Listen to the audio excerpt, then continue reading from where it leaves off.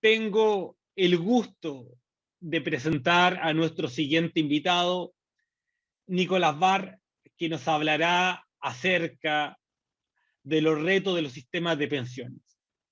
Esta sesión también tendrá una duración de 45 minutos. Durante los primeros 30 minutos escucharemos la presentación y posteriormente tendremos un espacio de 15 minutos para preguntas. Una vez más, les invito a hacer sus preguntas a lo largo de este seminario web, enviándolas a través de la sección de preguntas y respuestas.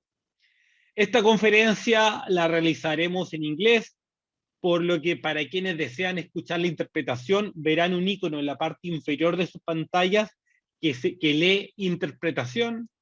Deberán oprimir el icono y seleccionar el idioma. Ahora quisiera cambiar a inglés para presentar a nuestro próximo invitado. Nicholas Barr is Professor of Public Economics at the London School of Economics. El profesor Nicholas Barr es profesor de Economía Pública en la London School of Economics. Tiene una maestría en Economía de la London School of Economics y un doctorado de la Universidad de California, Berkeley, donde recibió una beca Fulbright. Es el autor de más de 20 libros y numerosos artículos sobre la economía del estado de bienestar, las pensiones y la financialización o la financiación de la educación superior, incluido The Economics of the Welfare State y Reforming Pensions, Principles and Policy Choices. Fue coautor de este libro con Peter Diamond, quien recibió el Premio Nobel de 2010. Es miembro de la Junta Editorial de International Social Security Review y coeditor de estudios económicos CIFO de Australian Economic Review y de Journal of Economics of Aging. Y él enseña temas que tienen que ver con economía, la economía del estado de bienestar y otros. Tiene usted la palabra. Muchas gracias. Buenos días, buenas tardes a todos. Voy a compartir mi pantalla para que podamos dar inicio a la ponencia.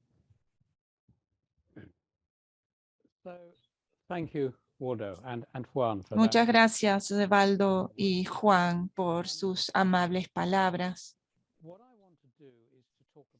Quisiera hacer lo siguiente. Quiero hablar de dos temas, los desafíos en cuanto a las pensiones y qué podemos hacer desde un punto de vista realista para abordar esos desafíos. Voy a hablar durante 30 minutos para dejar tiempo para las preguntas y respuestas, que siempre es la parte más interesante de cualquier ponencia. Lo único que lamento es que no estemos juntos en la misma sala y espero que en algún año futuro el programa de pensiones pueda volver a su modalidad anterior, de estar todos juntos para que podamos también conversar juntos durante las pausas para el café. Se mencionó el libro que escribí con Peter Diamond y a esos temas me voy a referir, que tienen mucho que ver con una labor que realizamos juntos a lo largo de muchos años. Y les voy a hablar de 4 problemas: el tema de los objetivos múltiples de las pensiones, el tema de que las personas y los gobiernos y los mercados no se comportan quizás de la manera en que deberían. También no estamos hablando de pensiones en un mundo estático, como mencionó Juan, estamos en un mundo que cambia, un mundo siempre cambiante. Y además, los sistemas de pensiones no operan de una manera aislada. En cuanto a los objetivos múltiples, un buen sistema de pensión debe respetar varios objetivos. Por ejemplo, lo que llamamos la modelación del consumo, cómo debemos cambiar nuestro consumo a medida que nos hacemos mayores, el seguro que debemos cuando necesitamos esos fondos si ocurre algo en nuestras vidas. la mitigación de la pobreza, asegurarse de que las personas no sean pobres en su vejez, y la redistribución, que es una definición estricta de la mitigación de la pobreza. Entonces son estos los objetivos, pero también hay limitantes fiscales acentuados por la crisis económica de la pandemia, restricciones conductuales, ya nos vamos a referir a eso. Es el hecho de que las personas tienen una capacidad limitada para manejar productos de pensión complicados, y también tenemos que lidiar con un futuro plagado de incertidumbre, y también está la limitante de la capacidad institucional. Entonces nos lleva a una conclusión difícil. No hay un sistema de pensiones que sea el mejor para todos los países, y el argumento es muy sencillo. Hemos visto que son varios objetivos: el consumo, alivio de la pobreza, fungir como seguro, etcétera. Y no hay un solo sistema que sea el mejor, porque en distintos momentos o en distintos países hay una ponderación diferente de los diversos objetivos, y puede haber distintas limitantes fiscales y de otros tipos en distintos países. Entonces, si los objetivos son diferentes, si las restricciones son limitantes, entonces lo ideal, la solución ideal también va a ser diferente según el país. Y vemos que los países tienen sistemas diferentes de pensiones, y así es como debe ser. Lo que es un buen sistema en Países Bajos no es igual al que es el mejor en Suecia, o al que es el mejor en Canadá, o al que es el mejor en cualquier otro país del mundo. Y decirle a Canadá, lo están haciendo mal, tienen que hacerlo como lo hace Suecia, pues qué locura, ¿no? Entonces el punto de partida tiene que ser que hay principios sólidos para el diseño de las pensiones. Vamos a hablar de uno de ellos, pero no hay un sistema de pensiones único que sea el mejor para todos los países. Entonces, ese es el primer desafío. El segundo es que la teoría nos dice que las personas se comportan de manera racional, los gobiernos tienen puntos de vista estratégicos a largo plazo, y todo va a funcionar bien sin demasiada intervención por parte del gobierno.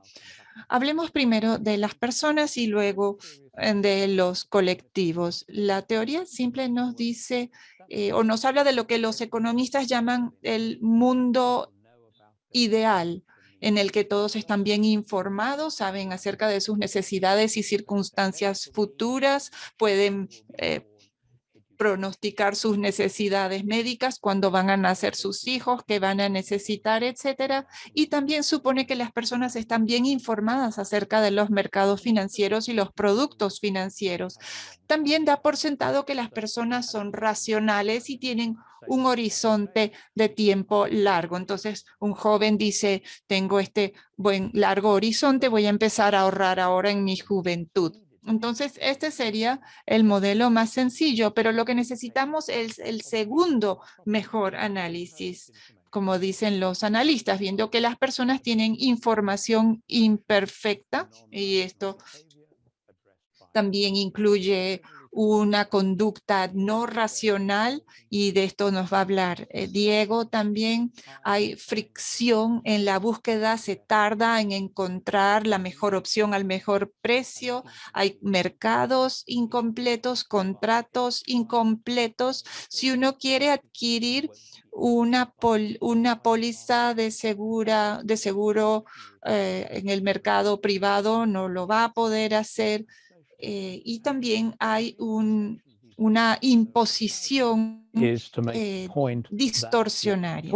Y esto lo menciono para recalcar que no estoy hablando de un punto de vista individual raro de la económico, sino que esto tiene sus anclas en la teoría de lo que es general en la economía. Entonces, estamos hablando de un mundo ahora que no es imaginario, es un reflejo del mundo en el que vivimos, que incluye información imperfecta y comportamiento no racional. En una encuesta se vio que el 50% de los estadounidenses no conocían la diferencia entre acciones y bonos. Y yo les digo a mis estudiantes en la universidad, levanten la mano si están muy seguros de cuál es la diferencia entre acciones y bonos. Y una tercera parte de ellos levanta la mano. Y otra tercera parte de ellos medio que empieza a alzar la mano porque no están totalmente seguros. Entonces, si en un sitio como la London School of Economics los estudiantes no están seguros, hay que pensar que la población, el resto de la población no sabe tampoco. Entonces, muchas personas tampoco entienden la necesidad de ir cambiando de valores a bonos a medida que se van acercando a la edad de jubilación. Además, poca gente entiende la importancia de los cargos administrativos en cuanto a las pensiones. El único consejo que doy en cuanto a pensiones es decirle a las personas, si su fondo de pensiones tiene un cargo administrativo anual del 1%, no suena mucho, pero a lo largo de una carrera entera, la acumulación va a ser del 20%, o sea, su pensión va a ser un 20% menor debido a este cargo. Entonces, no solo tenemos información imperfecta, sino que además tenemos conducta irracional. La teoría sencilla pronostica que una persona, un joven, va a decir, voy a ahorrar voluntariamente para mi vejez, me voy a jubilar al momento óptimo y voy a convertir la fracción óptima de mis fondos de pensión o de mi pensión en una anualidad. ¿Qué ocurre con esto? Dos problemas. Lo que los economistas llaman racionalidad limitada. Esto ocurre cuando el problema es demasiado complicado y la gente no entiende qué es lo correcto. Entonces, ¿qué pasa? La gente retrasa su decisión, la posterga, hay inercia, no buscan mejores soluciones. Hay una inmovilización, no hacen nada. Si uno le dice a un trabajador en Suecia, usted debe elegir un fondo de pensiones de entre 800 opciones y lo que ocurre normalmente es que no hacen nada. Por eso aproximadamente el 90% de los nuevos trabajadores en la fuerza laboral ingresan en el fondo general por defecto en Suecia. También tenemos una fuerza de voluntad limitada. Las personas saben lo que debe hacer, sabe que debe ahorrar para su vejez, pero no lo hace o no lo hace de manera suficiente. O saben que deben dedicar más tiempo a la vigilancia de lo que es su pensión, a cuidar de su pensión, pero siempre hay algo mejor que hacer, por lo que no dedican ese tiempo. Un ejemplo, un estudio internacional demostró las deficiencias tan grandes que tenemos en nuestro conocimiento financiero. Se hicieron preguntas a los participantes. Les voy a hacer la primera pregunta que se les hizo. ¿Tiene usted $100 en su cuenta bancaria que le da un porcentaje del 2% de interés anual? ¿Cuánto tiene en su cuenta después de 5 años? ¿Menos de $102? ¿Más $102 exactamente o no sabe? Las otras dos preguntas, las ven en la diapositiva, son igualmente sencillas. En Estados Unidos, el corazón del capitalismo, aproximadamente una tercera parte de los encuestados contestaron bien las tres preguntas y en países como Suecia, Japón y Nueva Zelanda, el 25% supo las tres respuestas. Entonces tenemos una deficiencia en nuestra educación financiera y esto tiene implicancias importantes en cuanto al diseño de las políticas. Menos opciones pueden ser parte de un buen diseño de políticas. No hay que exagerar además lo que podemos lograr con una mejor educación financiera y además un buen sistema de pensiones debe ayudar a las personas que desean elegir, pero debe funcionar también bien para alguien que no desea tomar decisiones en este sentido. Vamos a hablar un poco ahora de la conducta individual. Lo acabamos de hablar de por qué individualmente nos desviamos de lo que es la conducta ideal, pero los gobiernos hacen lo mismo. Dominan la política a corto plazo. Por ejemplo, los gobiernos no aumentan no aumentan las cotizaciones o no recortan los beneficios cuando se proyecta un déficit. Los gobiernos no han aumentado la edad de jubilación para reflejar la longevidad. La explosión demográfica. ¿Durante cuánto tiempo hemos sabido de la existencia de este fenómeno? 65, 70 años, desde finales de los 1940. No es una sorpresa, pero en general los gobiernos no han hecho nada al respecto hasta que se convirtió en una crisis. Un segundo problema con los gobiernos es que no entienden la complejidad no solo de diseñar las pensiones, sino además de ponerlas en práctica. ¿Cuántas veces me han pedido que aconseje que dé asesoría acerca de pensiones y me dicen, el ministro quiere que el nuevo sistema se inaugure más adelante este año, pero esto tarda tiempo, este diseño tarda tiempo, como sabrán ustedes seguramente que me escuchan. Entonces son dos retos. No hay un solo sistema bueno para todos, la conducta de los mercados y de los gobiernos. Y otro tercer problema es que el mundo está cambiando. Y eso nos lleva a cambios en los mercados laborales. En 1950, la norma en los países de la OCDE era un empleo a tiempo completo a largo plazo. Y eso ya no es tan cierto en los países de la OCDE y nunca fue así en países, en economías en desarrollo. Tenemos una mayor diversidad en relaciones en el mercado laboral. La gente puede tener un empleo o ser autónomos o trabajar fuera de la fuerza laboral pagada, puede trabajar a tiempo parcial o flexible, con contratos 0 horas o a destajo, a largo plazo, a corto plazo, en el mercado formal o informal.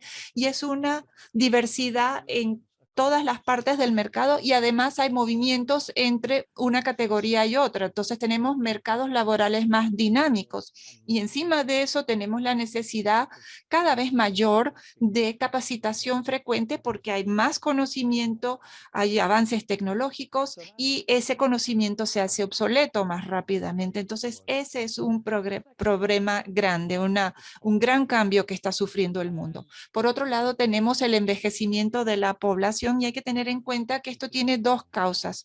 Las personas están viviendo más y dos, el nivel de fertilidad se está reduciendo en muchos países. Este gráfico nos indican las tasas de fertilidad en descenso en países de la OCDE entre 1960 y 2019. Con eso llegamos a la cuarta dificultad y se trata de los sistemas pensionales que no operan de manera aislada. Hay que pensar en un sistema de pensiones como un esquema integral y no solamente en las pensiones, sino también en las instituciones en general. Por ejemplo, en los países donde hay cobertura universal de atención médica, se necesita menos ingresos para los pensionistas para cubrir estas necesidades médicas y también hay otros elementos más amplios como por ejemplo el papel de las pensiones y las inversiones en la lucha contra el cambio climático y otros temas de esa índole. En el diseño de las pensiones también hay que pensar, se necesita que las pensiones se ajusten de manera fiable ante los cambios demográficos. Y sabemos que muchas situaciones sociales y demográficas siempre van a cambiar, no son estáticas. Y no se trata solamente de pequeños cambios que evolucionan, sino también los cambios más abruptos, como la llegada de una pandemia como COVID. Vemos estas 4 dificultades a las que se deben enfrentar los sistemas de pensiones y también hay 5 políticas que destacamos acá para hacer frente a estos temas. Comenzamos con las pensiones no contributivas y esto forma parte de la solución que se puede utilizar para luchar contra estos cambios en los mercados laborales. Estas pensiones no contributivas son pensiones de tasa fija que se suelen llamar pensiones sociales, que se le otorga a personas en función de sus edades. Hay muchos países que se han dotado de ese tipo de sistema pensional en Australia, en Canadá, en Chile, Países Bajos, en Nueva Zelanda, los países en la OCDE, muchos países en desarrollo, algunos países como Nueva Zelanda utilizan el mismo sistema de pensiones para todos los trabajadores en función de su edad y otros sistemas tienen otros criterios, como por ejemplo criterios que toman en cuenta el nivel de riqueza. En Chile, por ejemplo, se hace un filtro para el 40% superior de la población. En el Canadá se hace un filtro para el 5% superior en materia de riqueza. Y vemos que en otros países hay otros criterios que se utilizan para poder gozar de una plena pensión. Las ventajas que supone una pensión no contributiva son las siguientes. Por ejemplo, desde el Ministerio de Seguridad Social, esto puede fortalecer la lucha contra la pobreza en cuanto a la cobertura y la suficiencia y adecuación y el equilibrio entre los sexos.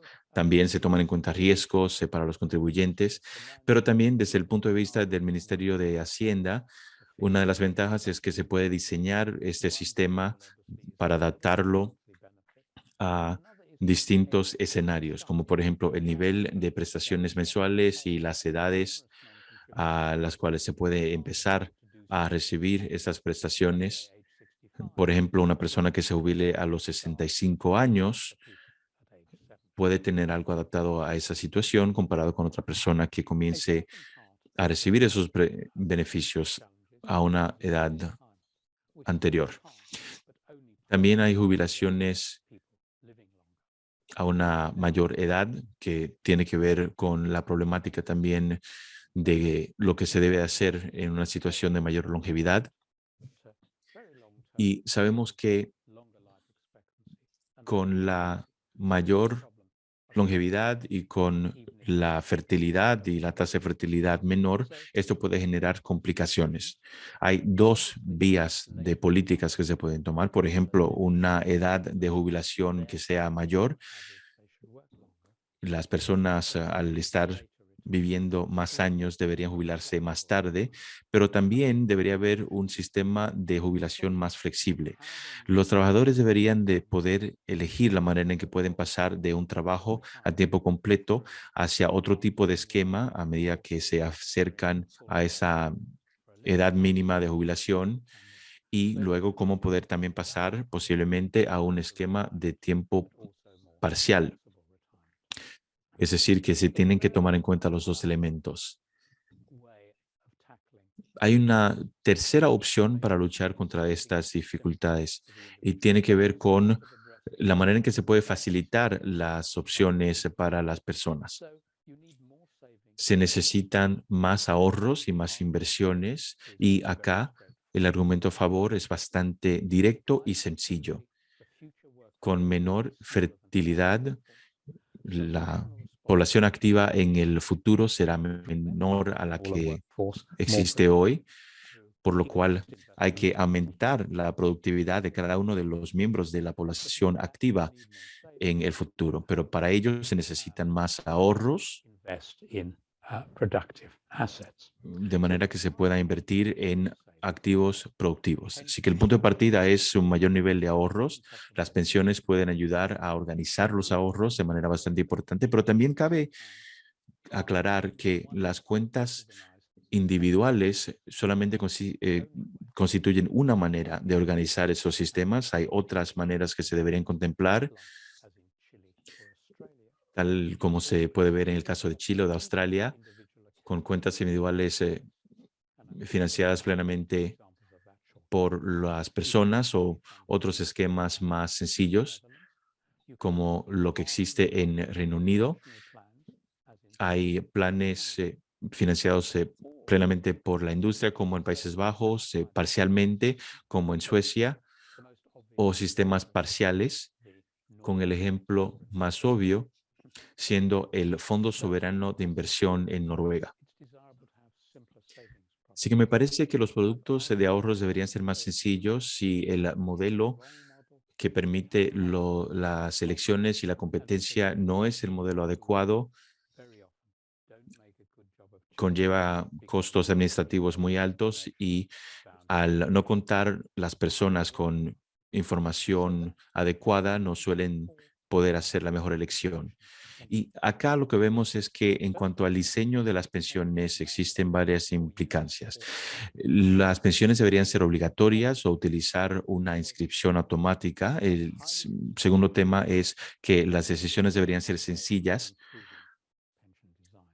Hay que hacer las cosas de manera muy deliberada para mejorar las pensiones. Tercer tema tiene que ver con una opción por defecto que incluya el perfil del ciclo de la vida para las anualidades y los sistemas. Y el cuarto tema tiene que ver con los costos administrativos. Se deberían mantener bajos al separar la administración de la gestión. Se debería centralizar el aspecto de back office en la administración y por separado se debería atender el tema de la gestión de los fondos, la decisión de los activos que se deberían comprar con las inversiones de los pensionistas. Y esto debería hacerse de manera competitiva o a través de un fondo soberano de inversión, con el ejemplo que más se acerca a esta idea en Noruega. Tenemos también el fondo que se creó en 1980 en Estados Unidos, el Thrift Savings Plan, y también este fondo fiduciario NEST, y se trata del Fondo de Ahorros Nacional para los empleados. Y me parece a mí que si un país desea tener en su sistema cuentas que se financian por parte de las personas individuales, debería poder hacerlo. El diseño se basa explícitamente en las conclusiones de los estudios de la economía conductual y es un plan que cuenta con 4 elementos. Una inscripción automática, las decisiones limitadas dentro del plan, una administración de cuentas centralizada y una gestión del fondo mayorista. Me gustaría hablar brevemente de cada uno de esos elementos. Un empleado, una empleada se inscribe automáticamente. En caso de que no seleccione un fondo, se selecciona el fondo por defecto. Y para la persona que desee escoger, puede contar con 5 opciones. Un fondo de alto riesgo, un fondo de crecimiento bajo, un fondo ético, un fondo chariático, un fondo de prejubilación. Y acá en este enlace pueden ustedes obtener mayor información si así lo desean. También hablamos de la administración de cuentas centralizada y de la gestión mayorista del fondo.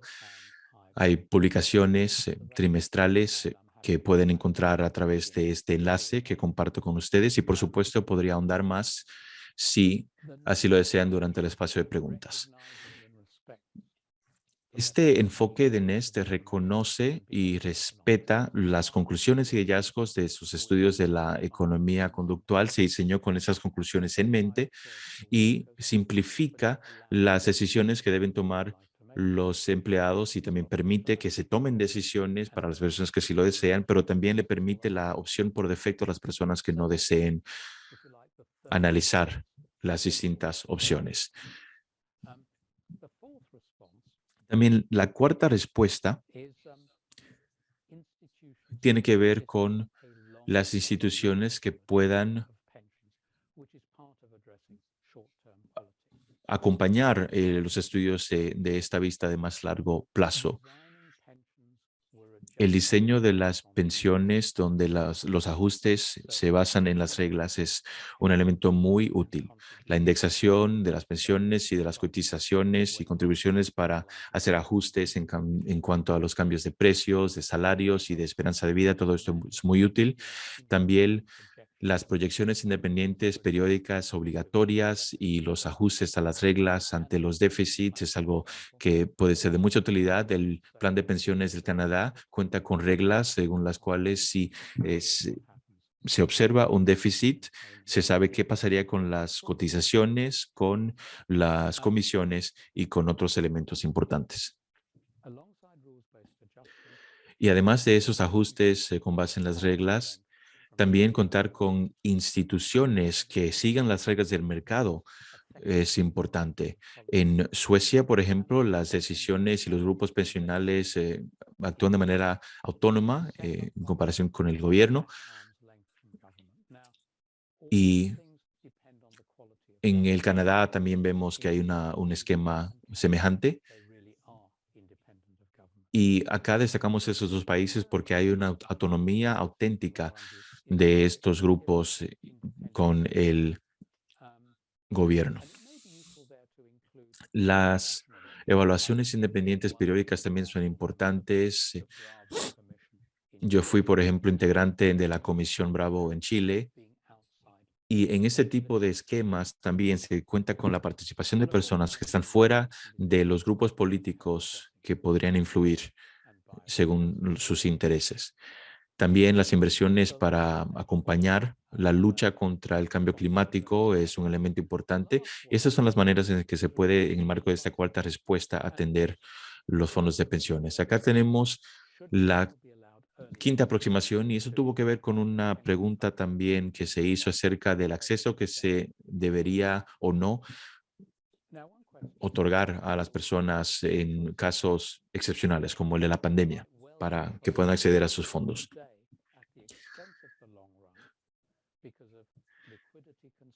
Una de las dimensiones que se pueden tomar en cuenta tiene que ver con, por ejemplo, la excepcionalidad de la situación actual, si se debería poder aprovechar una situación actual en detrimento del futuro o cómo valorar esos temas.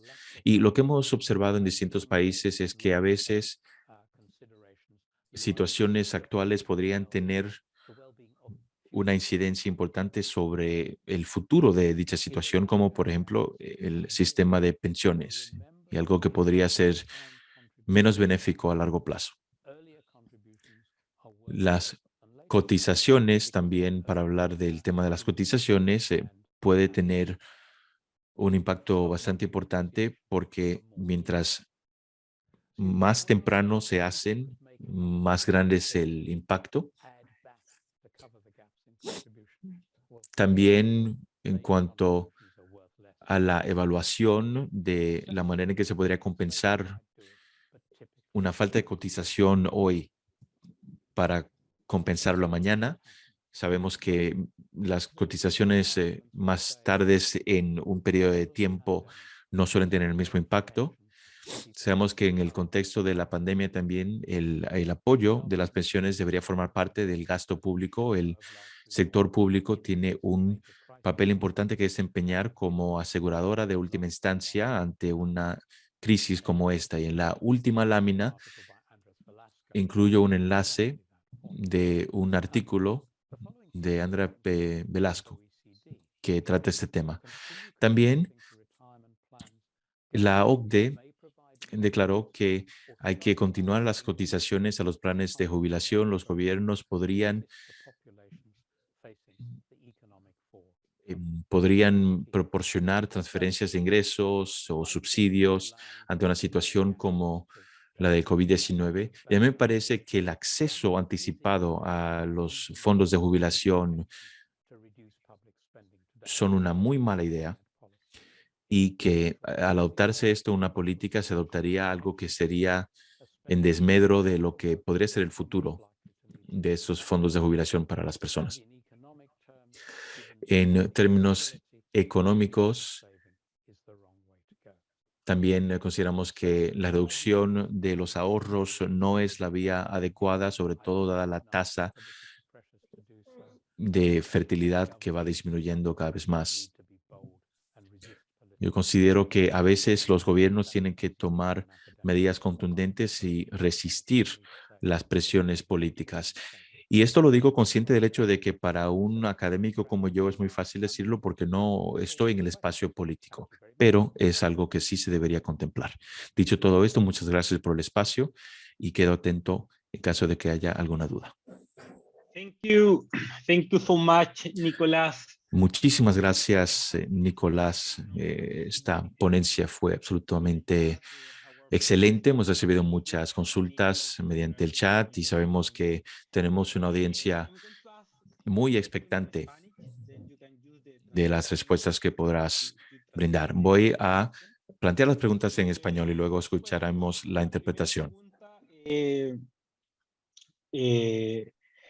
Andrew Scott, en su libro del New Long Life, nos dice que cada vez tendremos más centenarios en el mundo. ¿Cómo nuestros sistemas de pensiones se tendrán que adaptar a esta nueva realidad?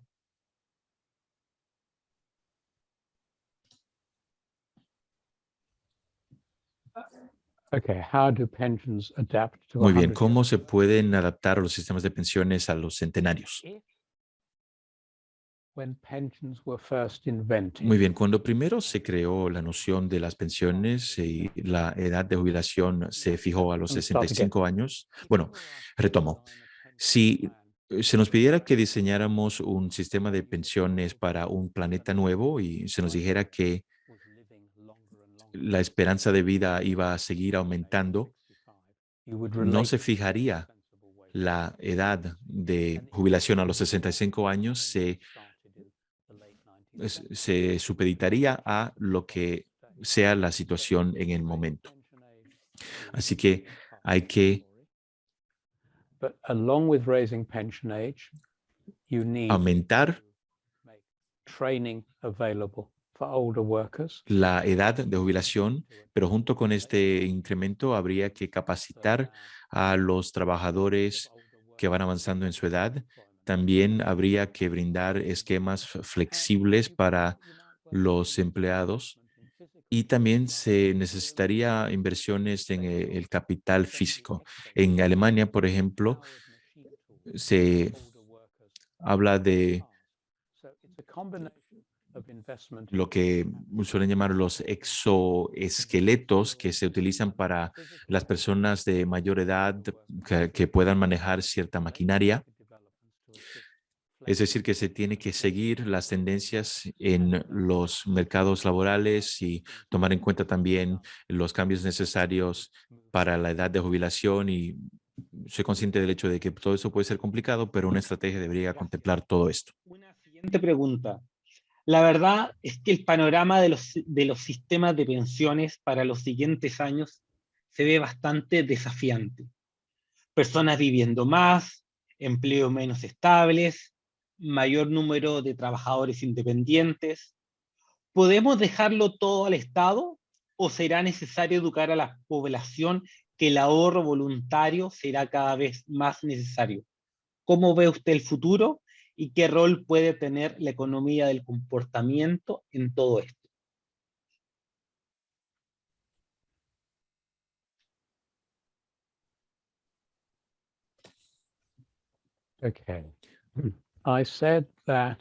Muy bien.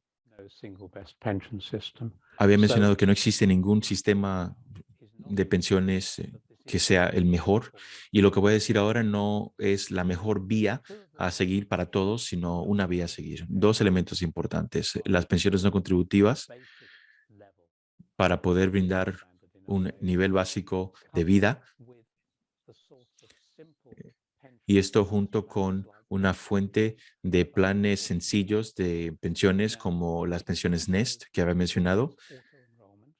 Ahora bien, si esto existe en un esquema de inscripción automático o obligatorio, esto dependerá del país, dependerá de la economía política del país. Ambos esquemas funcionarían. Las inscripciones automáticas en el Reino Unido fue lo que se decidió porque un aspecto obligatorio no habría funcionado de igual manera. Pero en este fondo Nest vemos que hay distintas opciones. Existe lo que se llama el instrumento lateral, y eso tiene que ver con la idea de los vehículos antes que contaban con una vagoneta, una especie de carro lateral que podía permitir a que una persona acompañe sin ser la que conduce. Y la manera en que funciona este dispositivo es que una persona puede beneficiarse de las decisiones que se tomen sin poder tener acceso a este fondo hasta la edad de jubilación. Me parece que si todas las personas empleadas recibieran una pensión no contributiva, como en Nueva Zelanda, se podría ver las ventajas, y eso a través de los filtros. Uno de los filtros que se puede utilizar es el filtro de los ingresos de las personas. Y en Suecia, por ejemplo, hay una pensión garantizada.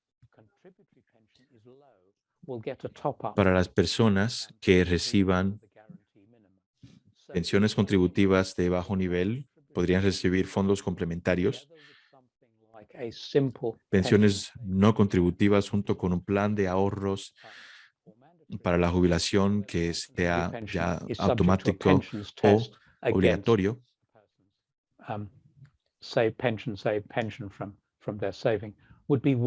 Estos elementos, o por lo menos estas ideas dentro de un esquema general, se podrían utilizar en los distintos países y dar buenos resultados. Usted, profesor, usted tiene una gran experiencia en los sistemas de pensiones de América Latina.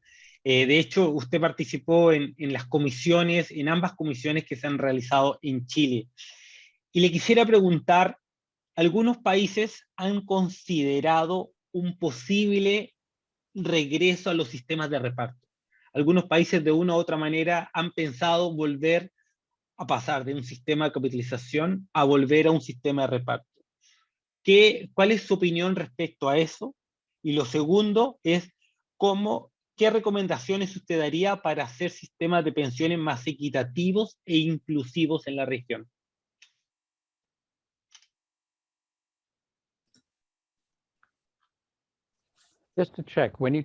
Bueno, cuando habla de los sistemas de reparto, ¿se refiere a los sistemas de pay as you go, como se llaman en inglés?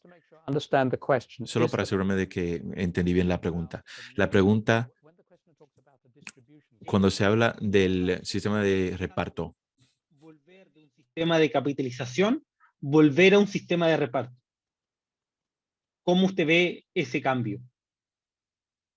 By distribution, you mean pay as you go. Por reparto se refiere a pay as you go, ¿no? Sí.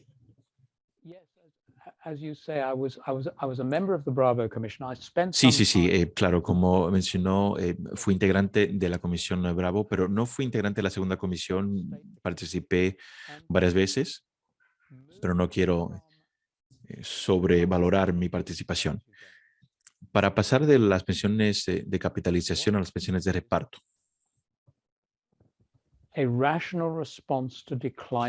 Lo que mencioné fue que para responder a esta disminución en la fertilidad hay que ahorrar más, y estos mayores ahorros podrían verse a través de las pensiones de estos modelos o también de un fondo soberano de inversión. Es una función de esos ahorros si se mantienen o si se aumentan, pero no tiene por qué lograrse a través de las pensiones. Por ejemplo, un país podría cambiar el equilibrio, contar con menos capitalización y más reparto, pero un país que actuara de esa manera reduciría los ahorros de pensiones y tendría que aumentar los ahorros de otra manera. Creo que esa es la primera parte de mi respuesta. Segunda parte. Se suele pensar en los sistemas de pensiones de capitalización como el sistema PFP en Chile de contribución individual, pero se puede financiar una pensión de distintas maneras. En el Canadá, por ejemplo, hay un plan de aportaciones definidas y el 25% de esas aportaciones proviene de un fondo organizado por el Estado, el Canadá. Uno como empleado en Canadá cotiza al jubilarse uno recibe estos fondos, pero detrás de todo eso también hay una participación del fondo público. Then moving towards a simpler system of individual accounts like Nest Pensions. Adoptar un sistema más sencillo de cuentas individuales como Nest, esa es una manera de hacerlo, pero si también se hace a través de un plan de aportaciones definidas, tenemos que recordar que se podría contar con un financiamiento público importante dentro de un fondo de pensiones nacional. Ahora, ¿cómo garantizar que un fondo de pensiones sea más equitativo y más incluyente? Es una excelente pregunta, es un problema bastante importante. Las pensiones contributivas pueden ser parte de la solución para aumentar el aspecto equitativo y también para que sean más incluyentes. Si lo que se busca es aumentar la cobertura de las pensiones contributivas, por una parte se tiene que facilitar la entrada de las personas y hasta ahora he estado hablando de los planes que ya existen y que se están operando, pero también hay mucha reflexión en el momento sobre pensiones no necesariamente que dependen de los ingresos, sino de las cotizaciones en general. Por ejemplo, en México,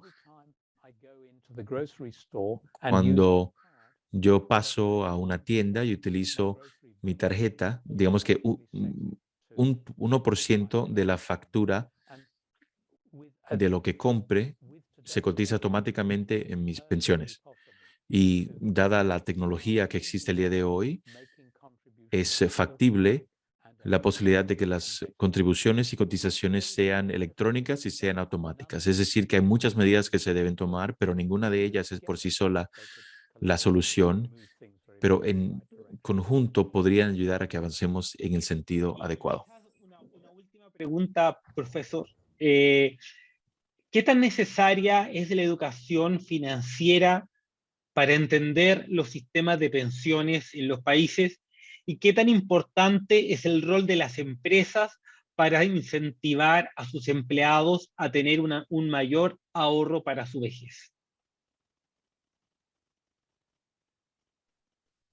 Okay. One should be clear. Muy bien. Me parece que tenemos que tener una idea clara de la educación financiera que es útil y la que no lo es. La educación financiera debería formar parte del plan de estudios para todos los alumnos, para que los jóvenes sepan que nunca es bueno utilizar todo el crédito que tienen en su tarjeta de crédito. Los jóvenes tienen que entender cuál es el impacto de lo que podrían ser los ahorros acumulados y los intereses acumulados para que puedan ahorrar a una temprana edad. Ese nivel de educación financiera es útil, es importante y es vital para que las personas puedan entender el funcionamiento de los instrumentos financieros. Estamos hablando de algo que no es realista, que no va a ser una realidad. Vamos a utilizar un ejemplo.